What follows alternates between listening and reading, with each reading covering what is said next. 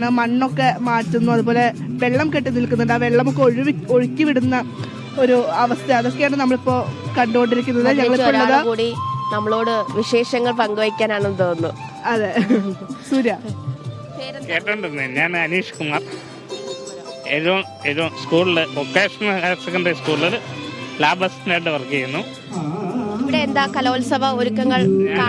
നമ്മുടെ കൊല്ലം ജില്ലയിലായതുകൊണ്ട് കലോത്സവം ഒന്ന് കാണുവാനും വേണ്ടി ഇന്ന് ലീവ് എടുത്ത് വന്നതാണ്. പിന്നെ ഞാൻ VHSC കയറിയത് 97-98 വർഷത്തിലാണ് VHSC ഞാൻ കയറുന്നത്. ഫസ്റ്റിലെ കുട്ടികളെയൊക്കെ ഉണ്ടായിരുന്നു, കോഴിക്കോട് കൊണ്ടുപോയി, കോഴിക്കോട് സ്റ്റേറ്റ് കലോത്സവത്തിന് വരെ ഞങ്ങളുടെ സ്കൂളിൽ നിന്ന് ഞാൻ ഒറ്റയ്ക്ക് കൊണ്ടുപോയി മത്സരിപ്പിച്ച് പ്രൈസ് മേടിച്ചിട്ടുണ്ട്. ഇപ്പോഴും ഞങ്ങളുടെ സ്കൂൾ നല്ല രീതിയിൽ പോകുന്നുണ്ട്. പിന്നെ ഈ വർഷം സ്റ്റേറ്റ് കലോത്സവത്തിന് പങ്കെടുക്കാൻ കുട്ടികളില്ലായിരുന്നു എന്ന് വെച്ച് സബ് ജില്ല ഇപ്പോൾ സ്റ്റേറ്റിലും വന്നിട്ടുണ്ട്. ഞങ്ങളുടെ സ്കൂളിൽ നിന്ന് ടീച്ചേഴ്സൊക്കെ ഇവിടെ വന്നിട്ടുണ്ടായിരുന്നു. ഇന്നും വരും. ലീവ് എടുത്ത് കലോത്സവം കാണാനായിട്ട് ലീവ് എടുത്ത് ഡ്യൂട്ടി സർട്ടിഫിക്കറ്റ് വേണ്ടെന്ന് വെച്ച് ലീവ് എടുത്ത് തന്നെ അവിടെ വന്ന് പങ്കെടുത്തത് കാണാനായിട്ട് വേണ്ടി വന്നതാണ്. എല്ലാ വേദികളിലേക്കും പോകുന്നുണ്ട്.